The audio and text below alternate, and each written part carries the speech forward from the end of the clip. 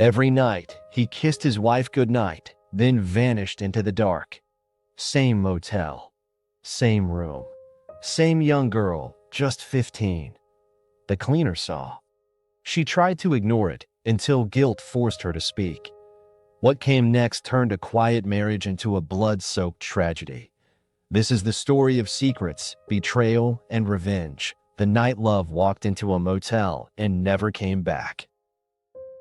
This is True Crimes Altar, where every sin is punished, every betrayal has a cost, and every soul must answer to the truth. Like, comment, and subscribe, because these are the stories the guilty prayed would stay buried. It's a warm Wednesday morning in Jacksonville, Florida. The kind of morning that looks ordinary enough to hide 1,000 secrets. Evelyn Ellis stands at the kitchen counter, packing lunchboxes for her 2 children while the smell of toast fills the air. Her son Caleb, 17, rushes in half-dressed, basketball shoes untied, his phone wedged between shoulder and ear. Coach moved practice up again, he mutters, grabbing a granola bar. His little sister Chanel, 12, follows behind in her school uniform, humming softly and clutching a sketchbook. Evelyn smiles faintly. "Eat something before you go," she says. Caleb rolls his eyes, kisses her on the cheek, and snatches a sandwich. "Love you, Mom?" "Love you too," she replies, then glances toward the hallway. "Ray, you coming down?" Raymond's voice echoes from the bedroom. "In a minute, babe. Can't find my wallet." When he appears, he looks sharp for a man who fixes cars all day. Clean shirt, fresh shave, a faint scent of cologne she hasn't smelled in years. He kisses Chanel's forehead, pats Caleb's shoulder, then turns to Evelyn with a smile that used to melt her. "Morning, beautiful." "You're late again," she says softly. "New contracts," he replies, reaching for his coffee. "The shop's packed." "You've been saying that all week," she murmurs, but he's already halfway out the door. She watches from the window as he climbs into his truck. The engine rumbles, then fades down the street. The sound lingers long after he's gone. At the hospital, Evelyn moves through her shift on autopilot. She's good at her job, calm and gentle with patients, but her mind drifts. Raymond's late nights have stretched into habit. He used to call if he'd be delayed, now he doesn't bother. When he finally comes home, he's quiet, exhausted, sometimes smelling faintly of cigarettes, though he quit years ago. He says it's from the guys at work. Evelyn wants to believe him. She's always believed him. That evening, the 4 of them sit around the dinner table.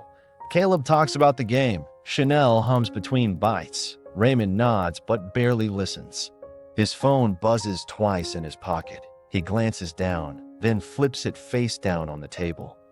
"Everything okay?" Evelyn asks, trying to sound casual. "Yeah, just shop stuff," he says quickly. Caleb looks up. "You're working late again tomorrow?" Raymond clears his throat. "Probably. Big job coming in. Might not be home till midnight." Evelyn forces a smile. "Don't push yourself too hard." "Can't slow down now," he says, but his eyes never meet hers. That night, she lies awake listening to the steady tick of the clock. Beside her, Raymond snores softly.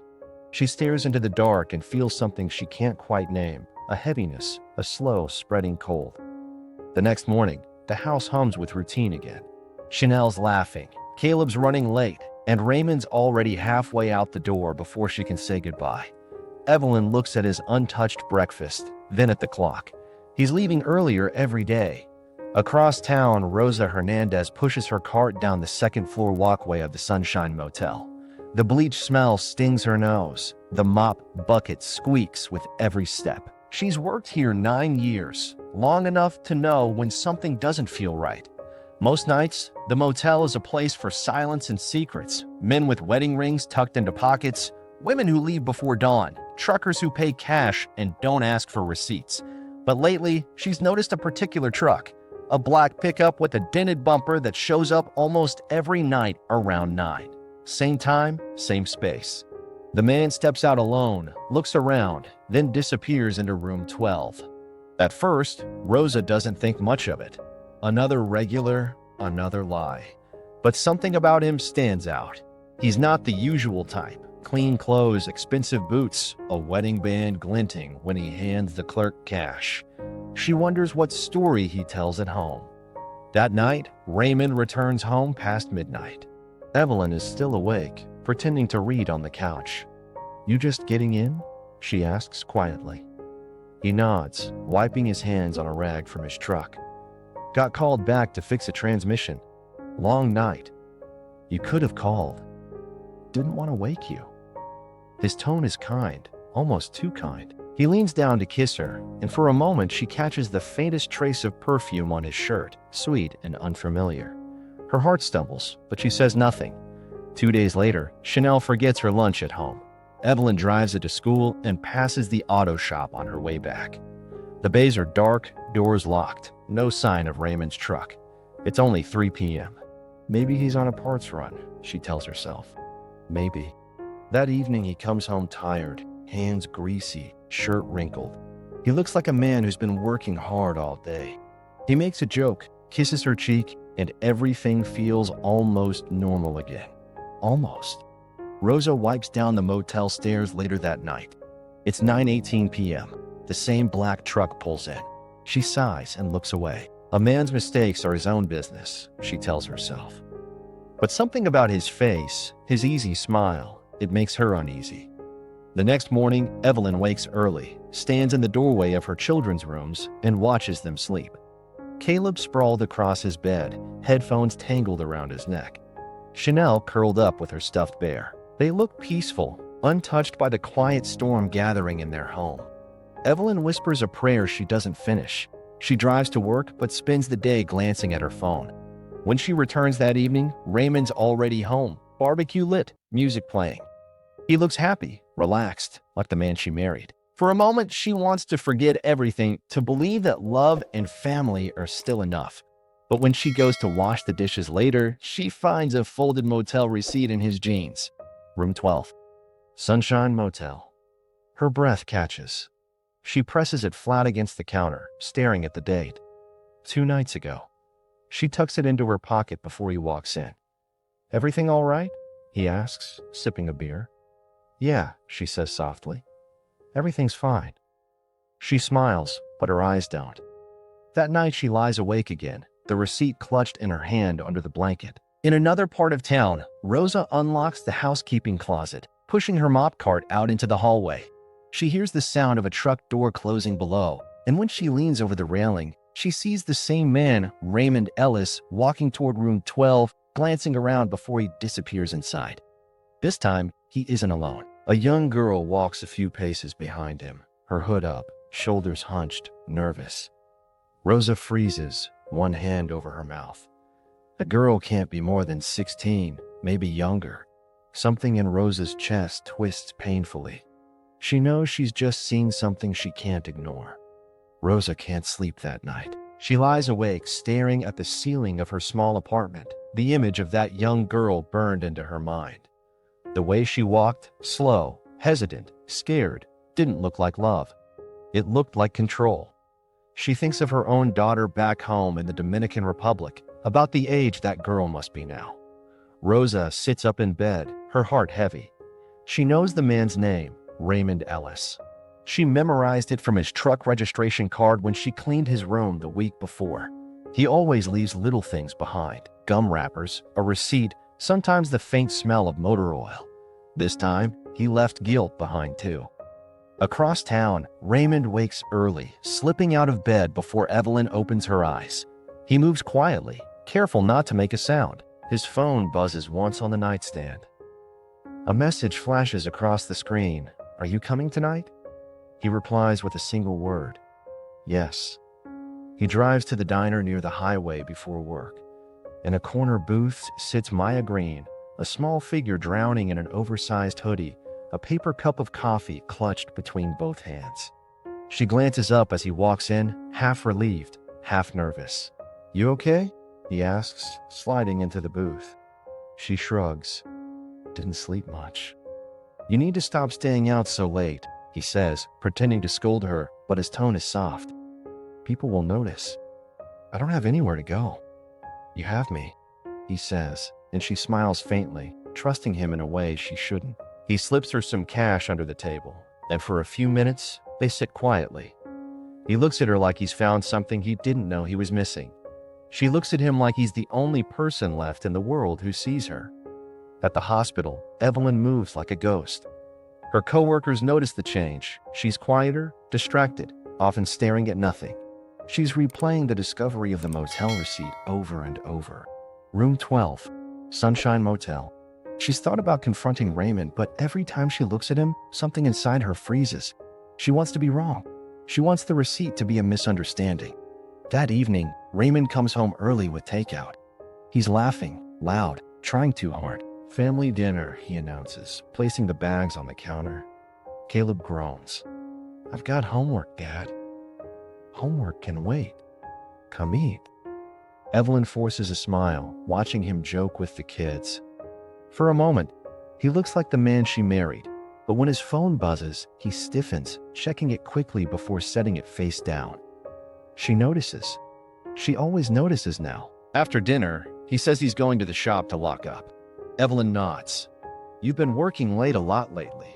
"Trying to keep up," he says, already grabbing his keys. "Don't wait up." When the door closes, the house feels too quiet. Evelyn sits for a long time, staring at his half-empty glass on the table. Her stomach twists. She grabs her phone and opens Facebook. The message from the stranger, Rosa, still sits in her inbox, unread for days. She finally opens it. "I don't want to cause trouble, but I think your husband is seeing someone. Please check Sunshine Motel, room 12. Her throat tightens. She stares at the words until they blur. Maybe it's just a cruel prank. Maybe it's nothing. But something deep inside whispers, it's not nothing. She grabs her car keys.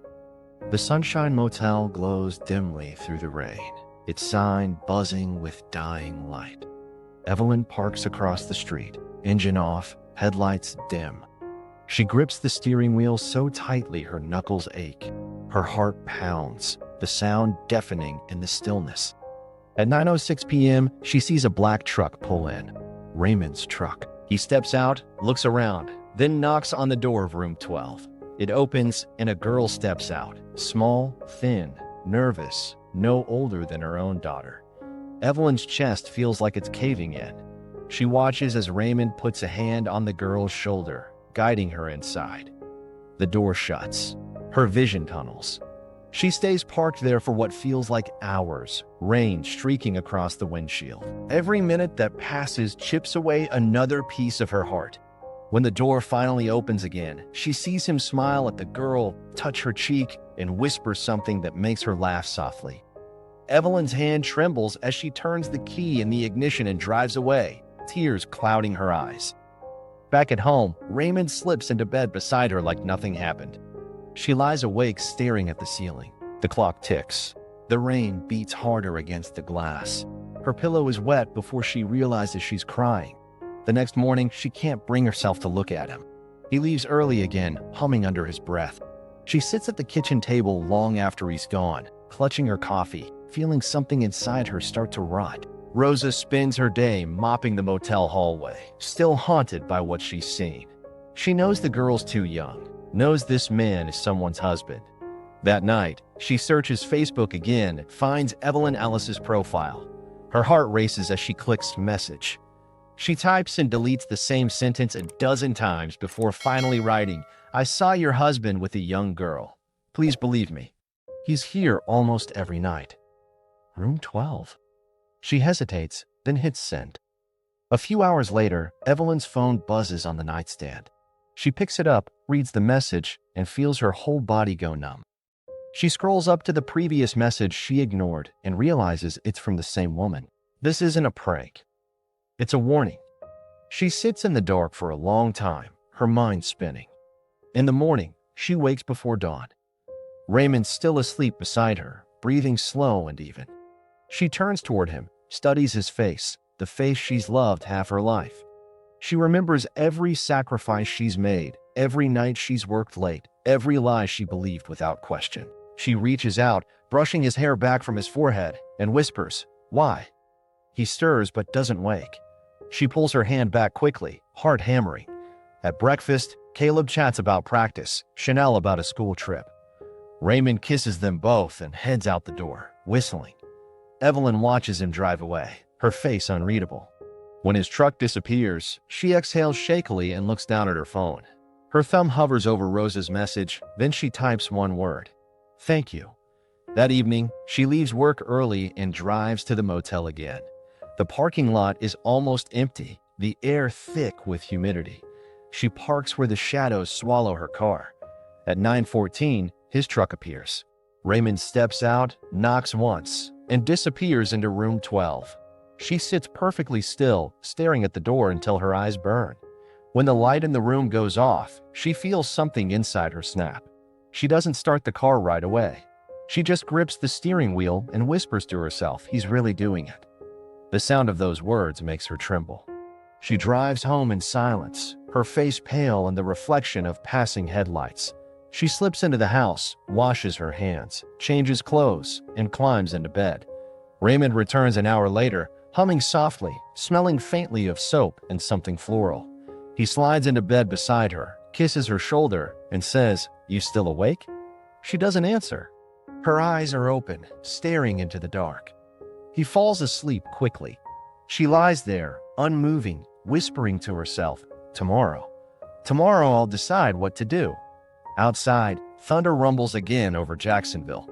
The rain begins, soft at first, then heavy, pounding against the roof as Evelyn stares into the dark, wide awake, a single tear sliding down her cheek. Evelyn moves through the next few days like a shadow of herself. She goes to work, smiles when she has to, listens when people speak, but nothing registers.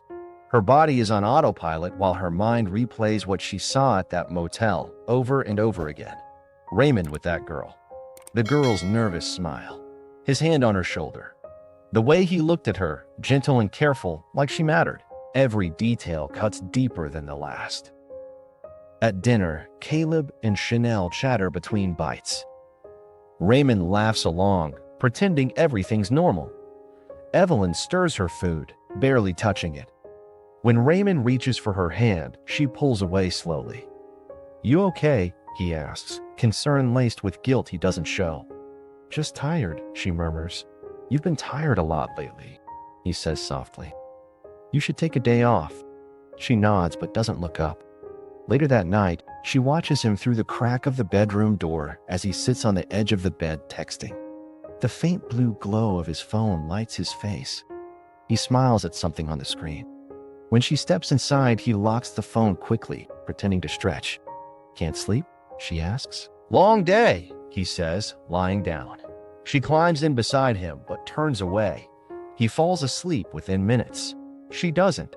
She lies awake staring into the dark until the morning light creeps across the wall. At the hospital, Evelyn forgets to chart a medication. Her supervisor notices. "Everything okay, Evelyn?" she asks gently. Evelyn forces a smile, just distracted. "Family stuff."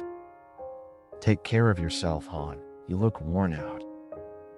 Evelyn nods and turns back to her work, but her hands tremble as she types.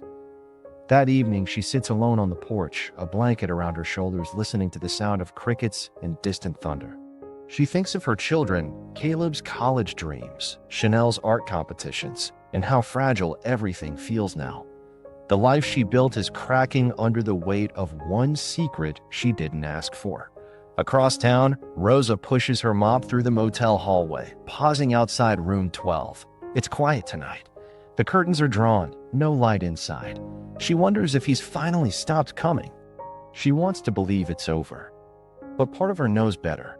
Some men don't stop until something forces them to. 2 days later, Evelyn finds a receipt in Raymond's jacket pocket again. Same motel, same room.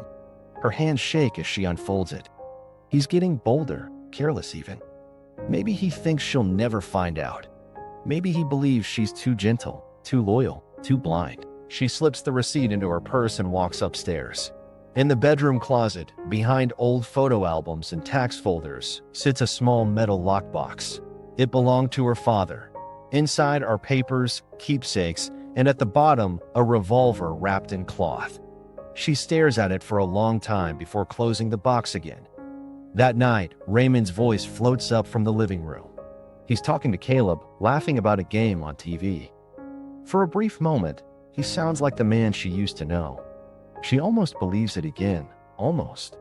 Then his phone vibrates on the table beside her. She looks down. The name flashing on the screen isn't saved, just a number. The preview shows a single line, "You coming tonight?" Evelyn's blood runs cold. She picks up the phone and walks downstairs slowly. "Ray," she says softly. He looks up, still smiling. "Yeah?" She tosses the phone onto the couch beside him. He frowns. "You left it upstairs." "You got a text," she says quietly. "Work stuff?" He glances down, his expression stiffening for a split second before he forces a smile. "Yeah, one of the guys at the shop." She holds his gaze for a long moment, then nods. "Okay." She turns and walks back upstairs, heart pounding so hard she feels dizzy. The next morning, she pretends everything's fine. She kisses him goodbye, packs the kids' lunches, drives to work. But inside, something's changed. The numbness is gone, replaced by a quiet, steady rage. At the end of her shift, she drives to a quiet park, kills the engine, and just sits. Her reflection stares back from the rearview mirror, tired eyes, blank face, a woman she barely recognizes. She starts talking to herself, her voice trembling. "You gave him everything. You worked double shifts so he could start that business. You raised his kids. And he's doing this?" A car door slams somewhere behind her, and she jumps. The anger melts into exhaustion. She grips the steering wheel, whispering through tears, "He doesn't even look sorry." Back at home, Raymond is cheerful again. He's planning a weekend barbecue, talking about inviting neighbors. "Maybe we all need some fun," he says, kissing the top of her head. She forces a smile. "Yeah, maybe." That night, she watches him sleep again. The clock on the nightstand ticks louder than usual. She imagines shaking him awake, screaming the truth into his face, making him confess. But she doesn't move. She can't. The only sound is her shallow breathing. When morning comes, she's already sitting at the edge of the bed, staring out the window. Raymond stirs, groans, and reaches for her waist. "You up already?" "Couldn't sleep." "You worry too much," he says, kissing her shoulder before heading to the shower. She waits until the water starts running, then walks to the closet. She opens the lockbox again. The revolver feels heavier than she remembers. She holds it, staring at the reflection of her trembling hand in the mirror. "Just in case," she whispers. She wraps it back in the cloth and hides it beneath her clothes. That afternoon, Rosa finishes her shift at the motel and sits in the break room, scrolling through her phone. News about missing teens, police warnings, statistics she can't ignore. She looks at the door to room 12 one last time and shakes her head. Some things, she thinks, don't stay hidden forever. That evening, Evelyn sits on the edge of the bed, gun now in her purse, watching the clock tick toward 9. She doesn't know what she's going to do. Follow him again, confront him, maybe just watch. She only knows one thing. Tonight, she won't sit and wait in silence. As Raymond walks out the door, whistling softly, she stands and grabs her keys. The night is warm, the street's empty. She drives slowly, headlights low until she reaches the same motel. The sign flickers in the distance, buzzing faintly. She parks under a dead streetlight, her heart pounding so loudly she can hear it in her ears. His truck is already there. The light in room 12 glows faintly through the curtain. She grips her purse tighter, breathing hard. For a moment, she thinks of turning back, of pretending she never saw any of it. Then, from the corner of her eye, she sees the curtain move, and 2 shadows pass across the window. Something inside her breaks. She leans back in the seat, eyes closed, tears slipping down her face. The rain begins again, soft and steady, washing against the windshield as she whispers to herself, "Tomorrow, he's going to tell me everything." The next morning begins quietly, almost too quietly. Evelyn moves around the kitchen in silence, pouring cereal for Chanel, reminding Caleb to grab his backpack. Her voice is calm, steady, but her eyes are hollow. Raymond hums as he ties his boots, unaware that she hasn't slept a minute. "You working late again?" she asks. He nods, adjusting his collar. "Yeah, same old grind." She smiles faintly, nodding as if she believes him. You've been working a lot lately, she says softly. Gotta keep the lights on, babe, he answers, kissing her cheek before heading for the door. I'll bring home dinner. Don't bother, she replies. We might not be hungry. He laughs, waving goodbye. When the door closes, she just stands there, staring at the empty space he's left behind. The air feels thick, the walls too quiet. She looks down at her hands, steady now, no more shaking. She washes the dishes slowly, methodically, as if trying to scrub the world clean. Then she dries her hands, walks upstairs and opens the closet. The gun is still there, wrapped neatly in cloth. She unwraps it and sets it on the bed, staring at it as though waiting for it to speak. You said you'd never hurt me, she whispers. You said you'd never lie. By evening, the rain has returned, a steady drizzle that turns the roads into mirrors. Evelyn puts on a dark coat, slides the gun into her purse, and sits at the edge of the bed for a long time, listening to the clock tick. Each second sounds louder, heavier. Caleb pokes his head into the room. You okay, Mom? Yeah, baby. Just tired. You sure? She forces a smile. Go finish your homework. He nods and leaves. When the front door closes behind him, she exhales shakily and whispers to herself, it ends tonight. Across town, Raymond parks his truck outside the Sunshine Motel. He glances around, the same routine as always, then steps out. Maya is waiting by the door, wearing a denim jacket, shivering slightly from the rain. You okay? He asks, brushing rain from her hair. You said you'd bring me something. He hands her a small box of fries from a diner bag. Sorry I'm late. She smiles weakly. They go inside. The door closes. In the shadows across the street, Evelyn sits in her car, engine off, rain pounding against the windshield. Her fingers tighten around the steering wheel. She's been there for almost an hour, watching the lights flicker in room 12. Every few minutes, she tells herself to drive away. Every time, she can't. The wipers sweep across the glass once, twice, and through the blur she sees movement, two figures in the window. Her breathing turns shallow. Her hand drifts toward her purse. Inside the room, Maya sits at the edge of the bed, staring at the floor. You said you'd help me find a place, she says quietly. You said soon. I will, he replies. You just gotta be patient. You promise? I promise. He smiles and puts a hand on her knee. She flinches slightly, then forces a smile back. A knock echoes suddenly through the door. Both freeze. Raymond frowns. You expecting someone? She shakes her head. He walks to the door, cautious, and peers through the peephole. What he sees makes his stomach drop. Evelyn stands outside, soaked in rain, her face pale and unreadable. Raymond, she says through the door, her voice calm, almost too calm. Open it.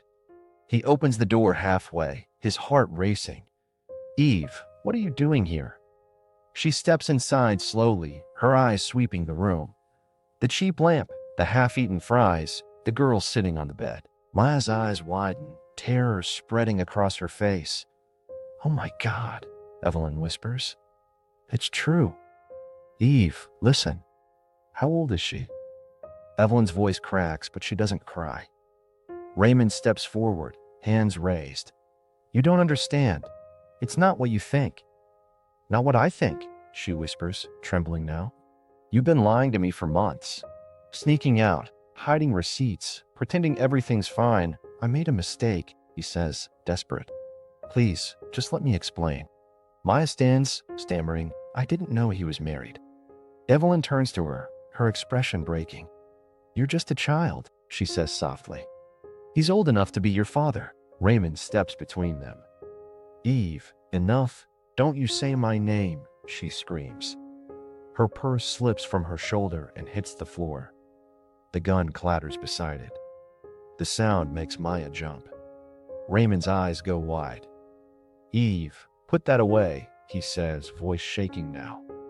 We can talk about this. Talk. Her voice lowers to a trembling whisper. I begged you to tell me the truth. You looked me in the eyes and lied. She raises the gun, her hands trembling. I gave you everything. My life, my love, our children.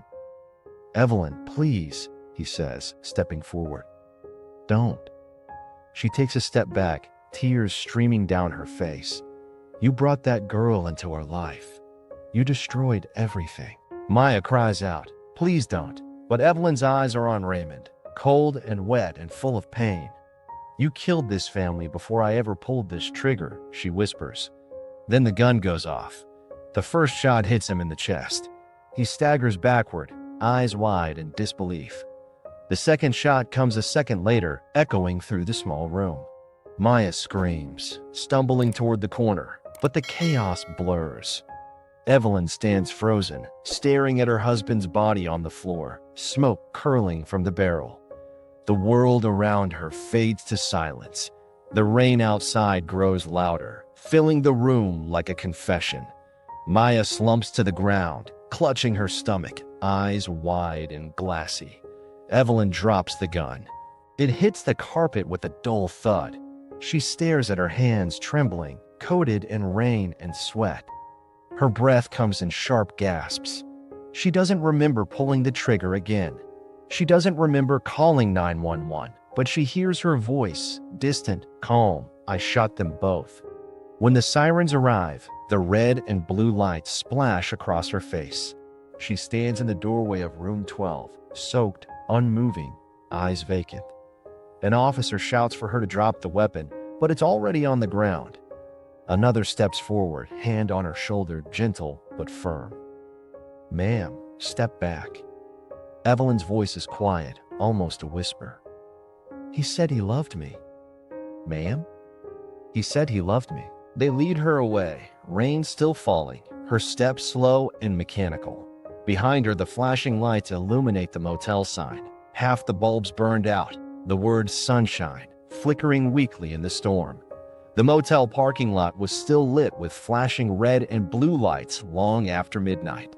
Rain fell in thin, slanting sheets, blurring the edges of everything. Evelyn sat in the back of the patrol car, wrists cuffed, her face turned toward the window.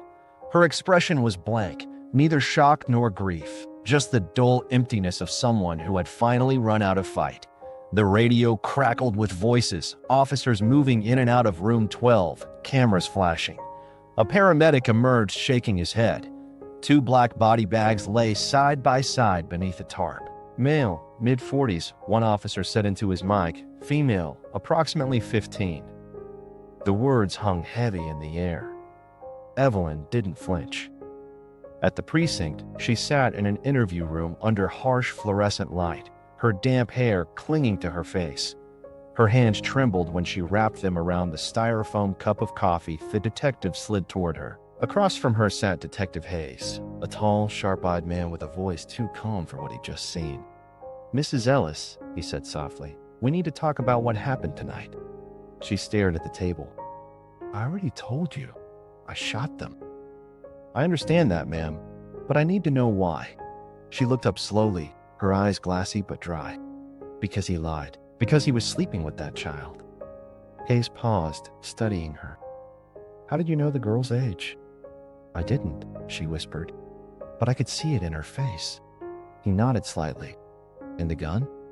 It was mine. My father's. You brought it with you tonight? Yes. So you plan to confront him? I planned to ask him to tell me the truth. And when he didn't? She didn't answer. Her voice finally cracked when she whispered. He smiled at her the same way he used to smile at me. Hayes leaned back in silence. On the other side of the glass, another detective, Price, watched from the observation room.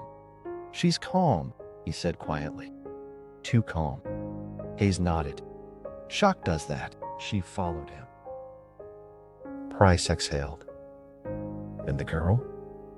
Hayes' jaw tightened. 15. Her name's Maya Green. Runaway. No family here.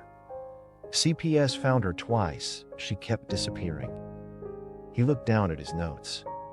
She met Raymond Ellis about 6 months ago. The next morning, the news broke. Local stations led with the headline, Mechanic and teen found dead in motel shooting. Wife confesses. Neighbors on Maple Street were stunned.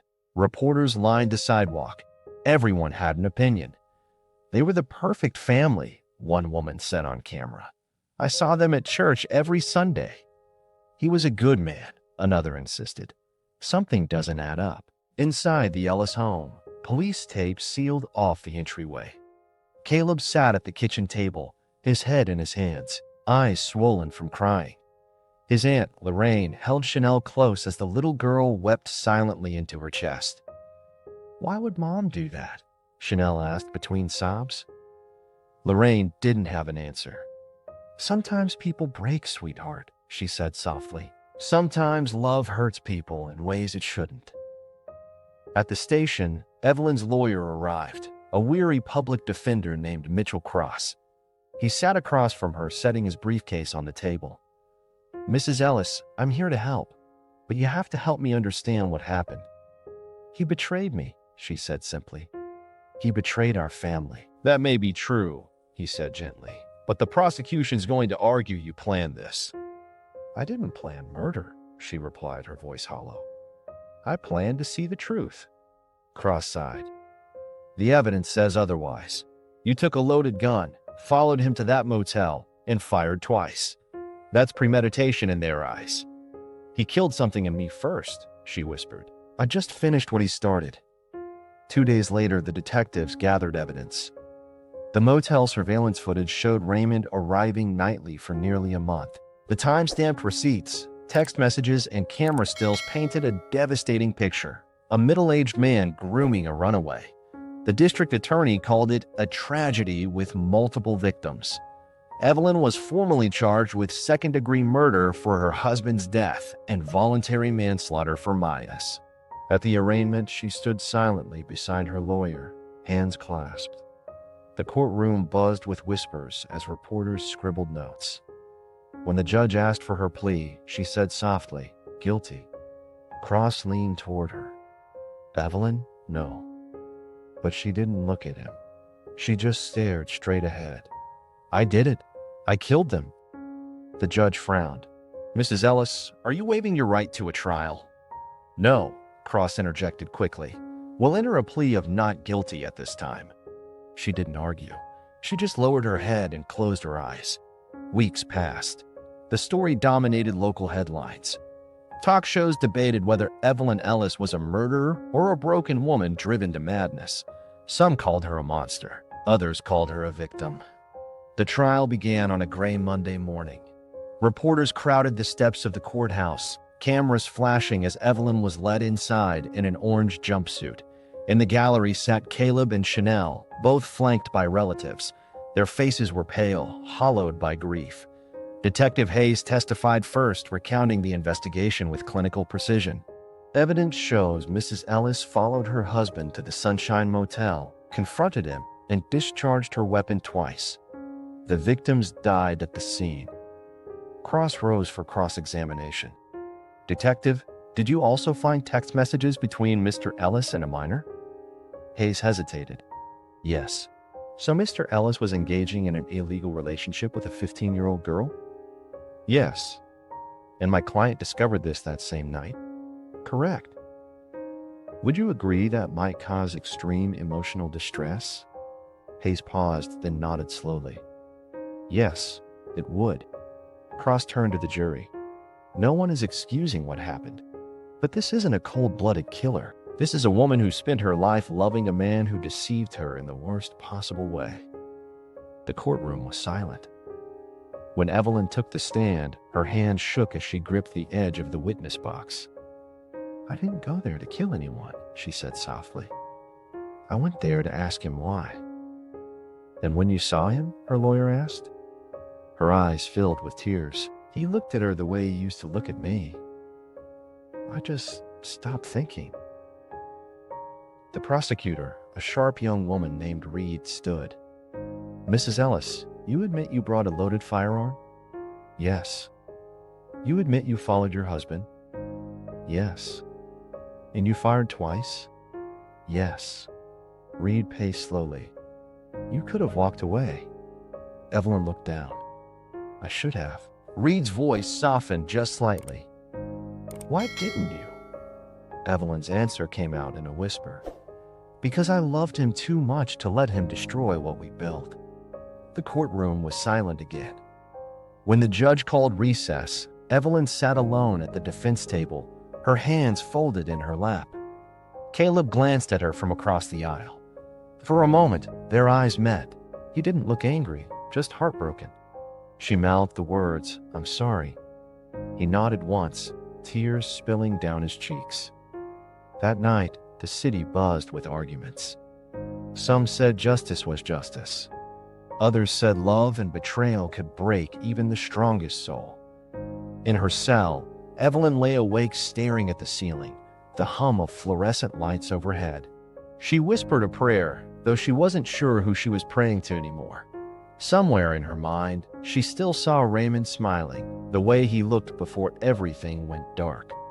The jury returned after 6 hours. The courtroom was silent as the foreman stood. Evelyn rose slowly, her lawyer's hand steadying her arm. The judge's voice cut through the still air. "Have you reached a verdict?" The foreman nodded. "We have, Your Honor." He unfolded the paper in his trembling hands. "On the charge of second-degree murder, we find the defendant Evelyn Ellis guilty. On the charge of voluntary manslaughter, guilty." A low murmur swept through the room. Evelyn didn't cry. She just closed her eyes. The judge thanked the jury and read the sentence aloud. 35 years in state prison. Gasps rippled from the gallery. Chanel buried her face in her aunt's shoulder. Caleb sat frozen, staring straight ahead. Evelyn turned slightly, her eyes searching for her children. When she found them, she whispered something no one else could hear. "I love you." Reporters crowded the courthouse steps that afternoon, microphones thrust toward anyone who had known the family. "She was quiet," a neighbor said. "Never thought she had that in her." Another muttered, "That man destroyed her." Both of them victims, if you ask me. A few weeks later, Evelyn was transferred to a state correctional facility just outside Tallahassee. Her days fell into rhythm. Roll calls, chores, meals, silence. The other inmates kept their distance at first, then learned she wasn't dangerous, just hollowed out. She spent her time in the library, reading quietly, writing letters she never sent. Years passed. Her hair turned gray, her hands rougher. But her voice, when she spoke, remained soft, careful. One afternoon, 10 years later, a guard tapped her shoulder. "You've got a visitor." In the visiting room, Caleb sat waiting, older now, taller, with the same eyes as his father, but none of his charm. He stood awkwardly as she entered. "Hi, Mom." Her breath caught. "Caleb." They sat across from each other, a plexiglass wall between them. "You look good," she said, smiling faintly. "You too." Silence stretched. Finally, he asked, "Do you regret it?" She looked down, twisting her hands. "Every day. But not for the reason you think." He frowned. "Then why?" "Because I let his lies turn me into something I'm not. I should have walked away." "He hurt you," Caleb said quietly. "He hurt all of us." She nodded, tears glistening. "But I hurt you more, and I can't undo that." The guard tapped the glass. Time was up. Caleb stood slowly, eyes wet. "I still love you, Mom." She pressed her palm to the glass. "That's the only thing keeping me alive." When he walked out, she whispered, "I'm sorry," knowing he couldn't hear it. Outside, the sky was heavy with clouds, the kind that promised rain. Somewhere far from the prison walls, Rosa Hernandez placed a small bouquet of lilies by the rusted fence near the Sunshine Motel. She did it every year, never missing a date. She stood in silence, whispering a prayer for Maya, for Evelyn, for the pain that had swallowed them both. The motel sign flickered weakly overhead, its last few bulbs struggling against the dusk. In the distance, thunder rolled again. Life went on, cars passing, laughter echoing from the diner next door, people who had already forgotten what happened there. But for those who remembered, the story lingered, a quiet reminder of how easily love can twist into something unrecognizable. Sometimes the worst monsters aren't strangers, they're the people who swore to protect you. Evelyn didn't set out to kill anyone that night. She only wanted the truth. But once you see the truth, you can never unsee it. And some truths destroy everything they touch. If you've watched till the end, tell us what you think about Evelyn's decision. Was she a victim pushed too far, or a murderer who crossed the line? Drop your thoughts in the comments, tell us where you're watching from, and don't forget to like, subscribe, and hit the bell for more gripping true crime stories like this one.